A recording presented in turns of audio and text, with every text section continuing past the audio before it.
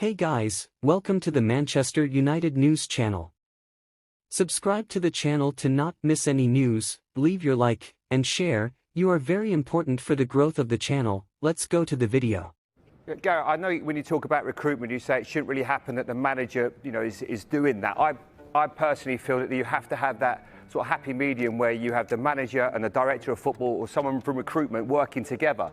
Because what you've done with him is you've given him the exposure to get those players, and they haven't been good enough. Obviously, you've got Anthony, 85 million. The other players, I've got a list here. Mount Hoyland hasn't been as effective as you'd have liked. We go on and Anna as a goalkeeper. But surely, I think back to Alex Ferguson. When you were there, the most successful period Manchester United had, Alex Ferguson had his fingerprints on pretty much every single signing that come. So that's where you had so much success. So if the manager doesn't bring in the right players, that proves that probably he's not the right man because you're giving him that trust. If he thinks Anthony's an £85 million player, that for me is such a worry. When I watch him play and what he brings to the team, that is terrifying that he thinks he's 85 million. Yeah, that's the one that's going to stand out, I think, just on Erik Ten Hag, that 85 million, 90 million pounds on Anthony, where he's obviously nowhere near that level. But even the 70-odd million pounds on Hoyland is a lot of money. 55 million on Mount's a lot of money. 60 million on Casemiro on a 5-year deal is a lot of money. There are a lot of deals that you can start to look at with a glass half empty, if you look at the recruitment. But look, Jamie, I get your point around managers, but gone are the days, I think, where, your dad and maybe Sir Alex Ferguson, they would have travelled probably 3-4 times, nights a week to go and watch other players, wouldn't they? And they would have been like a chief scout, they would have been head of academy, they would have been head of recruitment. Sir Alex Ferguson used to go and watch games at night, he'd then go and watch the academy, play in the sort of, on the Saturday morning, then go to the first team in the afternoon. The head coaches that are here at these clubs now, they really do concentrate, maybe apart from, say, a Pep Guardiola and a Jurgen Klopp, who've really sort of got their foundations set at a club. They come in for a year, 2 years thinking, right, I've got to get these players right. And the transient roles, really, head coaches at football clubs, to the point whereby they're concentrating solely on coaching the team. So the people who are going watching the players around the world, and this is a sort of global scouting game for Manchester United and the other top clubs in this country and in Europe, those people have to be trusted to go and select the right players to bring forward to Erik Ten Hag.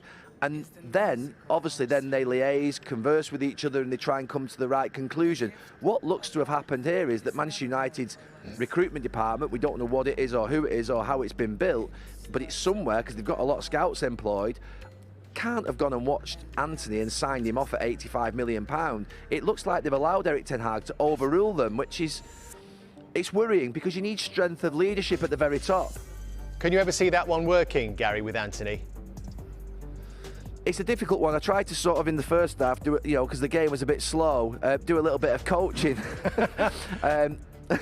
Where I was just trying to say to him, he's got two things, hasn't he? He can cut back, he can take it down the line, he can cut back on his left foot and he can whip it in with his left foot as a cross, or he can cut inside, he can try and get a shot away. That was Riyad Mahrez' game for what would be 5, 6, 7 years at Leicester and Manchester City. And he's nowhere near Riyad Mahrez. He's nowhere near the level. But if you're a young player and you're trying to get some consistency in your game, and you're trying to look at a player that you might be like, I was trying to sort of just give him a little bit of something to say, can you just look at another player and try and cut? He doesn't look to me like he's had any work on him, and that's maybe a sort of insult to the coaching staff at United. Because I know a couple of them. I work with Steve McLaren. I can't believe Steve McLaren's not speaking to Anthony and saying, look, just simplify your game back a little bit. Pop it back to your full-back, make a spinning behind. When you get it and you sort of run at people, look to come in and then just try and drift it into an area at the back post where you might put a goal on the training pitch and you might ask him to do it 30 times. This consistency and repetition that you used to see when you were developing young wingers, young wide players, where they're inconsistent. I do have my fears that the temperament is not there from Anthony, that the consistency is not there. But what I would say is he has something in that he does take the ball every single time, and he does want the ball every single time, and there are certain players out on that pitch that I don't feel they do. He actually wants the ball. Now, Garnacho, to be fair, wants the ball all the time. He thinks he can beat players. He's got the confidence. Anthony hasn't got the confidence at this moment in time to go and beat players, but he does show for it. But he's so frustrating. I mean, I blame the football club. I really do, for bringing him in at £85 million. It is not that boy's fault he's been brought in as one of the most expensive wide players in world football. He should never have been brought in for that money. But you've got to back your manager, Gary. You've got to back the manager. If your manager comes into Man United and he says, listen, I want this guy, get him for me. I need him. He's got the ability. and you don't then back him, what kind of message does that send between the manager and the ownership? I don't agree with that. You've got to let him have his man. If he says, he was my man at Ajax, I can get the best out of him, well, you've got no trust already before he even comes into the building. No, but a manager at a football club will want a lot of players. That's just the nature of managers. They do want players. And you sometimes have to say the magic word, which is no. And the magic word should have been said no to Anthony, not based on the fact that you weren't supporting Erik ten Hag, based on the fact that the actual quantum of money was too much. So same with Casemiro. If Casemiro comes in at £15 million and he's on 100 grand a week on a 3-year deal, of course you bring him in. On 60 million, a 5-year deal at £20 million a year, which costs £160 million, you don't bring him in. There has to be a no when it gets to that level of money. And with Erik ten Hag, with Anthony, there was a report, I don't know if it's true or not, it was in the paper a couple of weeks ago, it was quite a detailed report that said that the scouts at Manchester United put a figure of around £25–30 million on Anthony. I would say if we were looking at a £25 million winger out there today, we would be looking at him completely differently. So I get the fact you've got to back your manager, but you have to say no to him if that. And what happened with Jamie, with Anthony and with Casemiro, United got beat by Brighton, they then got beat 4-0 by Brentford, and there was an 8-day gap where there was all hell breaking loose with the ownership from the fans. There was massive crisis, there was massive pressure. United were playing on a Monday night football against Liverpool at home, and the theory was, and the thought was from everybody, that Liverpool were going to come and beat Manchester United at Old Trafford. So what do the Glazers do? They then pump up a load of money to try and get the fans on side. They've done it time and time again in the last sort of 10 years with different players, and they went and offered 60 million for Casemiro. Real Madrid couldn't believe their luck that they got offered £60 million for Casemiro. Casemiro couldn't believe he got offered the 400 odd grand a week that he's getting paid for 5 years. They couldn't believe it. And then Anthony, Ajax have already done their business that summer. They've sold Martinez to Manchester United for 60 million. So they always sell one player every summer, Ajax, to balance the books. That's the way they stay sustainable. And they couldn't believe that Manchester United came in at 85 million. And they went, what? £85 million? We're going to have to sell him. And that's what happened.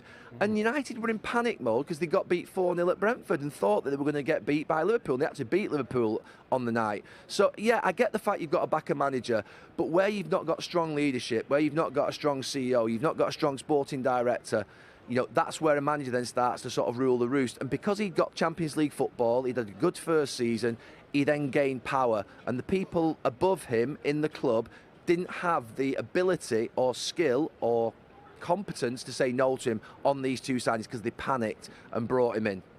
Final thought then, Gary, and you know, you've talked about Sir Jim Ratcliffe and Sir Dave Brailsford perhaps having a watching brief over the next 6 months. At any stage, if it gets worse than this for Manchester United, do you think the manager's position should come under scrutiny before the end of this season?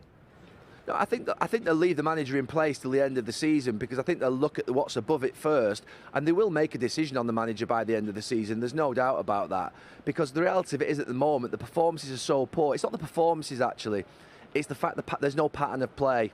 And that's the worry. Usually when you watch a team, you know, even Nuno in the very short time he's been at Nottingham Forest. I watched Nottingham Forest against Spurs a few weeks ago with Steve Cooper in charge. And then obviously I've watched them against Newcastle on television a few days ago and I've watched them now today live. You can see already certain little things that are starting to occur that the manager wants. I'm really struggling this season with what Manchester United are trying to do.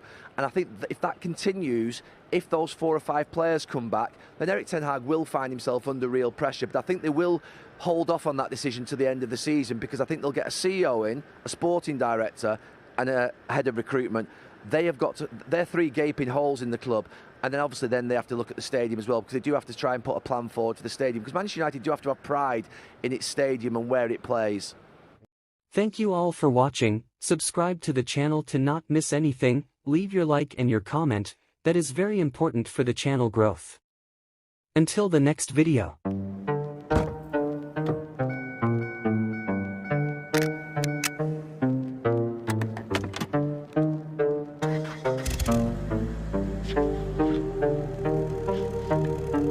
Forever is the strangest thing. It's shorter than you think.